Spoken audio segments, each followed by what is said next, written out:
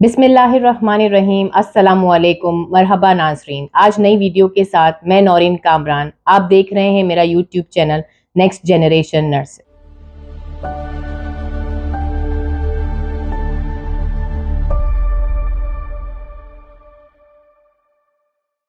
तो ऑडियंस, सबसे पहले मैं आप सबका बहुत बहुत शुक्रिया अदा करना चाहूँगी जिन लोगों ने मेरे चैनल को लाइक किया, सब्सक्राइब किया, और वो जो आज मेरे चैनल पे पहली मर्तबा मुझे देख रहे हैं। तो मैं बता दूं कि मैं नर्सिस के लिए इन्फॉर्मेशनल वीडियो बनाती हूँ, तो ये वीडियो आपके लिए बहुत इन्फॉर्मेशनल होने वाली है। तो दोस्तों, बहुत सारे मेरे फ्रेंड्स ने मुझे रिक्वेस्ट किया, मेरे दोस्तों ने, मेरे कोलीग्स ने मुझे रिक्वेस्ट किया कि ये वीडियोस जो मैं अब जो है वो उर्दू लैंग्वेज में बनाऊं। तो मैं समझती हूँ दोस्तों कि हर नेशनलिटी में इंटरनेशनल लैंग्वेज इंग्लिश को बहुत सराहा जाता है, बट चूंकि हम अपनी लैंग्वेज सुनना पसंद करते हैं तो मैं समझ सकती हूँ कि लोगों को इंग्लिश लैंग्वेज से ज़्यादा उर्दू लैंग्वेज थोड़ी कंफर्टेबल लगती है। इसलिए मैंने सोचा कि आज मैं ये वीडियो आपके लिए उर्दू में बनाऊं। तो इसलिए आज दोस्तों हम बात करने वाले हैं कि यूएस में आरएन बनने की क्या रिक्वायरमेंट है, उसके क्या बेनिफिट्स हैं, और इसके अलावा एनक्लेक्स क्या होता है और एनक्लेक्स करने के क्या फ़ायदे हैं।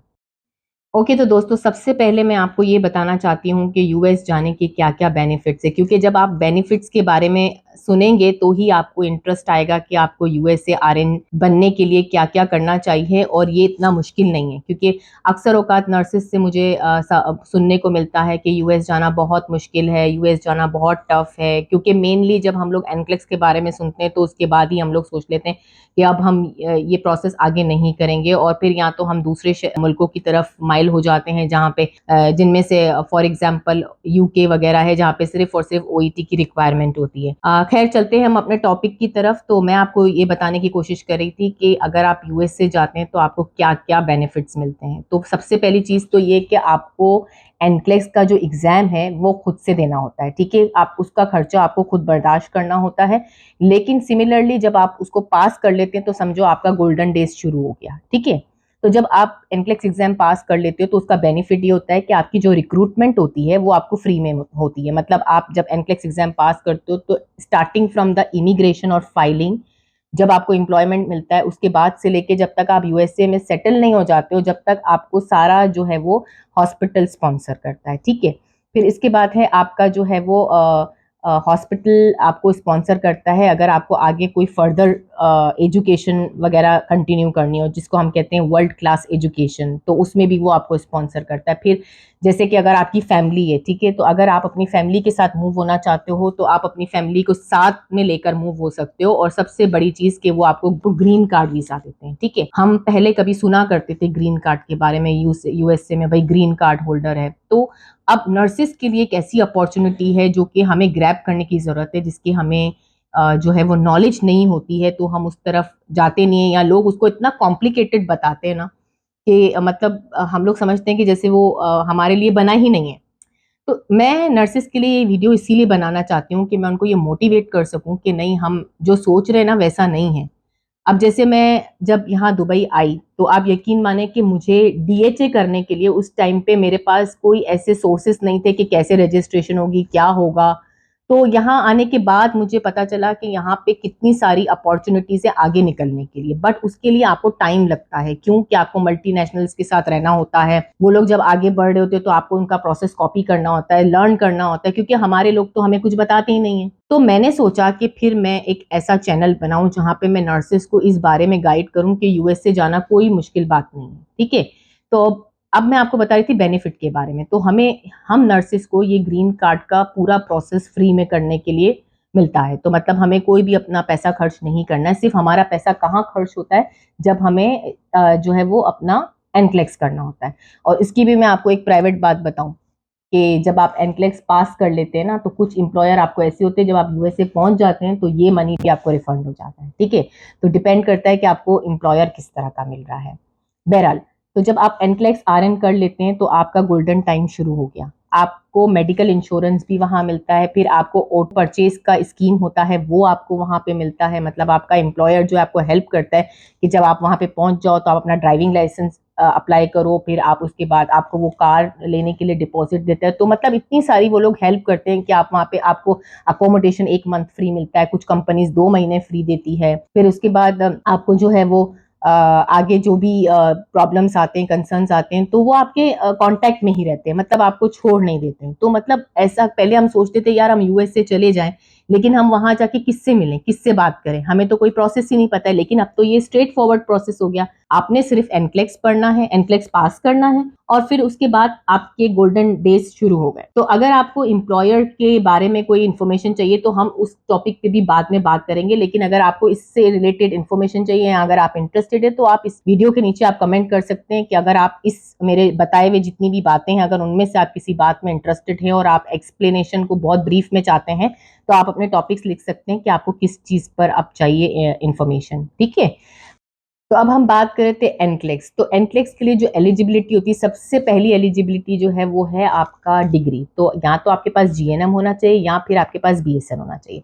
अब बात यह है कि यूएस में है टोटल 50 स्टेट्स, ठीक है, उस 50 स्टेट्स की अपनी अपनी एक रिक्वायरमेंट्स है, और उसमें आपको ये देखना है कि कुछ स्टेट्स ऐसे होते हैं जो जीएनएम एक्सेप्ट नहीं करते, लेकिन मोस्टली जीएनएम को एक्सेप्ट कर लेते हैं। तो मैं आपको एक एग्जांपल दूंगी कि मेरी एक कुलीग थी, उसने सिर्फ जीएनएम किया हुआ था, तो थोड़ी सी कंफ्यूज थी कि उसको एक्सेप्ट होगा कि नहीं होगा, तो उसने फ्लोरिडा बोर्ड से अप्लाई किया, तो उसको जीएनएम पे आरएन की एलिजिबिलिटी यानी कि एनक्लेक्स में बैठने की उसको जो है वो इजाजत मिल गई कि वो एनक्लेक्स आरएन का एग्जाम दे सकती है। तो इट मीन्स कि कुछ बोर्ड्स हैं जो उसको एक्सेप्ट कर लेते हैं, मोस्टली बोर्ड एक्सेप्ट करते हैं। तो जब आप अपनी एलिजिबिलिटी देखें तो ये ध्यान में रखें कि अगर आप जीएनएम है तो कौन सा बोर्ड है जो जीएनएम एक्सेप्ट करता है। ठीक है, फिर सेकेंडली आपको जो है वो लैंग्वेज की रिक्वायरमेंट होती है। तो कुछ बोर्ड्स जो है वो इंग्लिश लैंग्वेज का एग्जाम मांगते हैं, तो उनको ओवरऑल जो है ना वो आपके 6.5 बैंड्स चाहिए होते हैं, जिसमें से स्पीकिंग उनको 7 चाहिए होता है, और इसके बाद वो लोग टॉफिल भी एक्सेप्ट करते हैं, और कुछ कुछ स्टेट्स जो है वो आजकल ओईटी भी एक्सेप्ट करते हैं। तो ये जो मैं आपको इंग्लिश रिक्वायरमेंट बता रही हूँ, ये सिर्फ और सिर्फ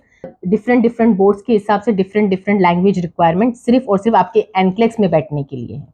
ये इमिग्रेशन से रिलेटेड नहीं है। इमिग्रेशन की रिक्वायरमेंट कुछ और है, तो वो मैं आपसे फिर किसी और वीडियो में डिस्कस करूंगी। ठीक है, और फिर जो है वो एक टिप्स मैं आपको दूंगी कि जब भी आप बोर्ड ऑफ नर्सिंग कोई भी चूज करें, कोशिश करें कि ऐसा बोर्ड ऑफ नर्सिंग चूज करें जहां पे इंग्लिश लैंग्वेज की रिक्वायरमेंट नहीं हो, क्योंकि जो इंग्लिश लैंग्वेज की रिक्वायरमेंट आपकी बोर्ड आपकी वीजा स्क्रीनिंग के टाइम पर होगी या जब आपकी जो है वो इमिग्रेशन के टाइम पे होगी, तो वो बहुत ईजी रिक्वायरमेंट है जिसको ग्रैप करना मुश्किल नहीं है। तो ये जो लोगों को बीच में प्रॉब्लम आती है कि इंग्लिश की रिक्वायरमेंट है और ये बोर्ड की ओईटी मांग रहा है कि ये बोर्ड आइल्स मांग रहा है, तो ये कंफ्यूजन दूर करने के लिए मैंने आपका ये कॉन्सेप्ट यही क्लियर किया है कि ये जो हम बात करते हैं कि ये बोर्ड आइल्स मांगता है और ये बोर्ड ओईटी मांगता है, ये सिर्फ और सिर्फ उस वक्त की बात है जब तक आप अपने एनक्लेक्स की एलिजिबिलिटी लेते हो या आप अपना एनक्लेक्स आरएन एग्जाम देने के लिए ये क्राइटेरिया फुलफिल करते हो। तो ऐसा बोर्ड चूज करें जिसमें इंग्लिश की रिक्वायरमेंट ही ना हो। एनीवे, ये भी मेरा एक टॉपिक है जिसमें मैं आपसे अगली वीडियो में बात करूंगी,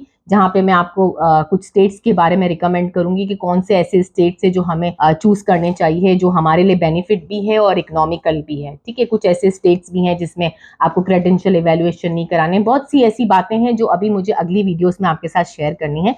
बट इसके लिए मैं आपसे ये रिक्वेस्ट करूंगी कि आप मेरे चैनल को लाइक सब्सक्राइब करें, ताकि मुझे आपसे इतना हौसला मिले कि जो मैं अभी वीकली एक वीडियो डालती हूँ, मैं कोशिश करूँ कि मैं आपके लिए वीकली ट्वाइस टाइम निकाल के मैं वीडियो डाला करूं, ताकि आप मेरे साथ बने रहें और हमारा ये सिलसिला चलता रहे। फिर इसके बाद जब आप बोर्ड ऑफ नर्सिंग के बारे में सोच लेते हैं, तो फिर उसके बाद आपको क्रेडेंशियल इवेल्युएशन, अपने क्रेडेंशियल का इवेल्युएशन कराना होता है। उसमें हमारे पास बॉडी होती है सीजीएफएनएस, जो मोस्टली बोर्ड्स जो है वो सीजीएफएनएस के बारे में भी बात करते हैं। तो सीजीएफएनएस क्या करता है, आपकी क्रेडेंशियल इवेल्युएशन, आपकी क्रेडेंशियल्स जो होते हैं उसको इवेल्युएट करने में आपको मदद करता है। तो डिफरेंट बोर्ड्स की डिफरेंट डिफरेंट रिक्वायरमेंट्स होती है। कोई क्रेडेंशियल इवेल्युएशन का सीईएस रिपोर्ट मांगता है, कोई सीवीएस रिपोर्ट मांगता है, कोई सीपी रिपोर्ट मांगता है।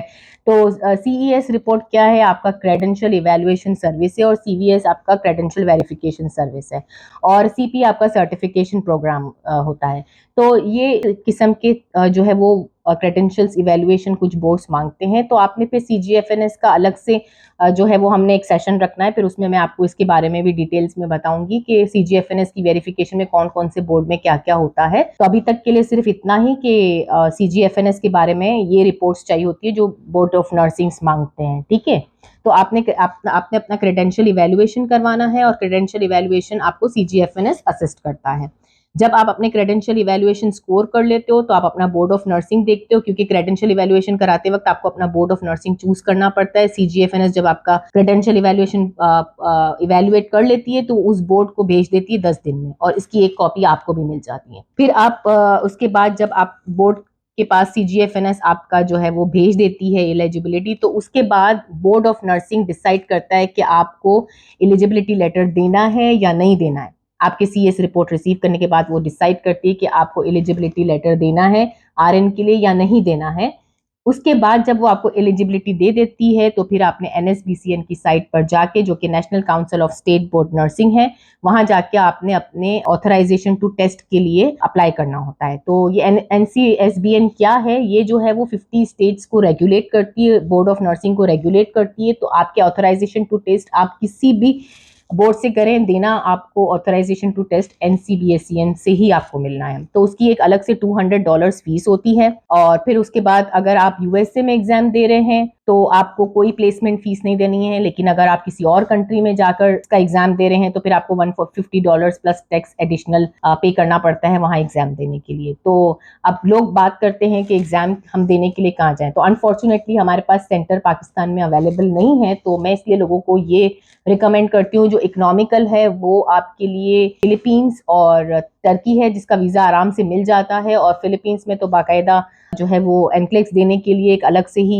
जो है ना वो रिक्वायर काउंटर होता है कि वो आपके ATT पे आपको वीज़ा दे देते हैं, तो मोस्टली वहाँ रिजेक्शन के चांसेस नहीं होते हैं। और इकोनॉमिकल भी है, आप जाते हैं एग्जाम दे के कंफर्टेबली वापस भी आ जाते हैं। और आज तक मैंने किसी से ऐसा नहीं सुना है कि प्रॉब्लम्स आते हैं। तो ये है कि ये इकोनॉमिकल है। और फिर इसके बाद हम बात करते हैं कि आप एनक्लेक्स एग्जाम कहाँ कहाँ यूज कर सकते हो। तो आप अपना एनक्लेक्स एग्जाम जो आप USA से करते हो उसको आप इजीली कनाडा में भी ट्रांसफर कर सकते हो, उसको आप इजीली ऑस्ट्रेलिया में भी ट्रांसफर कर सकते हो। और फिर उनकी अपनी नर्सिंग बॉडीज होती हैं जिनके अलग अलग प्रोसेस हैं। तो मेरे आगे फ्यूचर में आने वाली जो वीडियोस होंगी उसमें मैं कोशिश करूंगी कि जो मेरे कोलीग्स का एक्सपीरियंस UK में है या ऑस्ट्रेलिया में है या कनाडा में है, तो उनको भी मैं स्क्रीन पर लेकर आऊँ। और जो आप लोग की क्वेरीज रहती हैं इसके बारे में, तो मैं उसको भी कोशिश करूं कि मैं आपके सवालात के जवाब दे पाऊं। फिर हम बात कर रहे थे कि जब हम NCLEX RN एग्जाम देने जाते हैं तो हमारे पास टोटल 5 आवर्स का ड्यूरेशन होता है। तो पहले क्या हुआ करता था कि पहले 75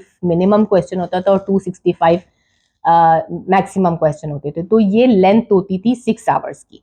अब चूंकि उन्होंने लेंथ 5 आवर्स कर दिए तो 75 मिनिमम क्वेश्चन से 145 तक का मैक्सिमम क्वेश्चन होता है। अब उसकी स्कोरिंग कैसे होती है ये मैंने अपने पिछले वीडियो में बताया है, और मैं इसका लिंक इस डिस्क्रिप्शन में डाल देती हूँ कि अगर किसी को भी क्वेरी है कि इसकी स्कोरिंग किस तरह से होती है, क्योंकि ये कंप्यूटर अडेप्टिव एग्जाम है, तो आप मेरी पिछली वीडियो को रेफर कर सकते हैं। अब बात करते हैं हमें एनक्लेक्स के लिए तैयारी कैसे करनी है। तो मैंने बहुत सारे अपने दोस्तों से सुना, कोई कहता है यू वर्ल्ड करना है, कोई कहता है आर्चर करना है, कोई कहता है रिमार करना है, कोई कहता है साउंदर्स की बुक पढ़ लें या ना पढ़ लें। तो इसके लिए मैं आपको ये सजेस्ट करूंगी कि देखिए पहले अपने फंडामेंटल्स को दुरुस्त कीजिए, क्योंकि अगर आपने कहीं मेडिकल सर्जिकल में काम किया या अगर आपने ICU में काम किया तो आपके लिए पढ़ना बहुत ईजी रहेगा, क्योंकि आपको कॉन्सेप्ट जल्दी क्लियर हो जाएंगे। लेकिन जिनका एक्सपीरियंस पीडियाट्रिक्स है, जिनका न्यूनेटल है, उन्होंने कभी काम ही नहीं किया मेडिकल सर्जिकल के अंदर, या फिर कभी उन्होंने गायनी ऑब्स गायनी में, तो उन्होंने कभी मेडिकल सर्जिकल में काम नहीं किया, तो उनके लिए थोड़ा सा मुश्किल हो जाता है एनक्लेक्स, और फिर उनको एनक्लेक्स मुश्किल लगने लगता है। तो पहले अपने फंडामेंटल्स को जनरेट कीजिए। देखिए जो मेरा एक व्हाट्सएप ग्रुप है जिसमें हमारे पाकिस्तानी नर्सेस ऐड हो रहे हैं आजकल, और माशाल्लाह से 400 से ऊपर उनकी तादाद चली गई है। तो हम लोग डेली बेसिस पे कुछ ना कुछ इंफॉर्मेशनल क्यू कार्ड्स या मटेरियल्स डाल रहे होते हैं जिससे सब लोगों को फायदा होता है। तो मैं यही रिक्वेस्ट करूंगी कि सब लोग पहले अपनी फंडामेंटल्स को ठीक कीजिए, टॉपिक्स वाइज जाइए। भले सौंदर्स को ही आप अगर, क्योंकि सौंदर्स इजी टू अंडरस्टैंड है, तो काफी लोग पूछते हैं कि सौंदर्य कैसा है। तो अगर आपको अपना टॉपिक की फंडामेंटल्स देखनी है तो आप फंडामेंटल्स पे आप सौंदर्स भी रेफर कर सकते हैं, या फिर जो हम अपने ग्रुप में डेली शेयर करते हैं कुछ मटेरियल जो फंडामेंटल्स पे होता है, जो कुछ पेजेस से रिलेटेड होता है और हर सिस्टम्स को बताता है, पहले आप उस पे जाइए, उसको अच्छे से आप रिव्यू कीजिए। उसके बाद आप यू वर्ल्ड ले लें या आर्चर का ऑनलाइन क्यू कार्ड बैंक ले लें, तो कोई प्रॉब्लम नहीं है। क्योंकि अगर आप यू वर्ल्ड शुरू से ले लेंगे और उसको फिर आप करने की कोशिश करेंगे और आपके फंडामेंटल्स नहीं स्ट्रांग होंगे, तो आपके जो स्कोर्स हैं वो लो आएंगे, और फिर ऐसे में लोग सोचते हैं कि मेरे लो इतने स्कोर आ रहे हैं, मैं पता नहीं पास हो पाऊंगी या नहीं हो पाऊंगी। तो उसका रीजन ये है कि आपने अभी तक अपना नॉलेज बिल्ड नहीं किया है। या अगर आप कोई ऑनलाइन कोर्स भी लेते हैं तो सबसे पहले अपने फंडामेंटल्स को इसको जो है वो स्ट्रॉन्ग कीजिए। इसके बाद आप यकीन माने सारे एनक्लेक्स की बातें एक ही होती हैं, चाहे वो आर्चर कर ले, चाहे वो साउंडर्स कर ले, चाहे वो हर्स्ट कर ले, चाहे वो कप्लान कर ले, बातें एक ही है। डिपेंड करता है कि जब आपका फंडामेंटल स्ट्रॉन्ग होगा तो आपको क्या चीज मदद करेगी। ये हर इंडिविजुअल का इंडिविजुअल होता है। तो आप ऐसे नहीं कह सकते कि मुझे आर्चर समझ में आया तो आप दूसरों को आर्चन बोलेंगे, अगर उसको यू वर्ल्ड समझ में आया तो आप उसको यू वर्ल्ड बोलेंगे। तो ये मेरी तरफ से सजेशन है कि सबसे पहले आप अपने फंडामेंटल्स को दुरुस्त कीजिए, उसके बाद आप आगे जाके बढ़िए। फिर दूसरा ये है कि एनक्लेक्स जो है वो आपको एग्जाम्स जो है वो एमसीक्यू बेस्ड देता है, लेकिन अब जो है वो नेक्स्ट जनरेशन एनक्लेक्स आने वाला है तो उसमें कुछ पैटर्न्स डिफरेंट है, जिसकी गाइड आपको एनसीएसबीएन की साइट पे आपको मिल जाती है। तो अगर आप चाहें तो वहां से भी आप वो गाइड रेफर कर सकते हैं।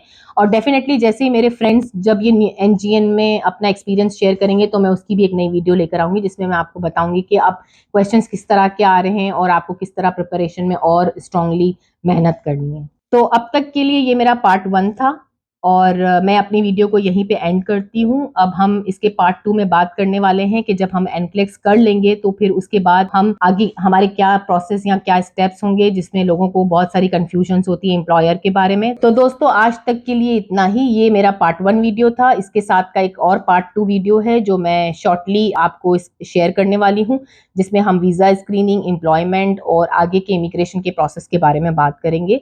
लेकिन इसके लिए मुझे आप लोगों का बहुत ज़्यादा सपोर्ट चाहिए कि मैं अगर आपके लिए कुछ इन्फॉर्मेशनल वीडियोस लेकर आऊँ तो आप मुझे प्लीज़ लाइक कीजिए, सब्सक्राइब कीजिए, मेरे चैनल को शेयर कीजिए, दूसरी नर्सेस तक पहुंचाए, ताकि हमारी पाकिस्तानी नर्सेस को इस बारे में मालूमात ज़्यादा से ज़्यादा हासिल हो। तो हम जो है वो एक दिन इस प्लेटफॉर्म पे काफ़ी सारी नर्सेस जो है ना वो हमारी फ़ायदा उठा सकें और हम यूएसआरएन का जो एक ड्रीम देखते हैं उसको हम जो है वो पूरा होते हुए देखें। तो अब तक के लिए इतना ही काफ़ी है। अल्लाह हाफ़िज़।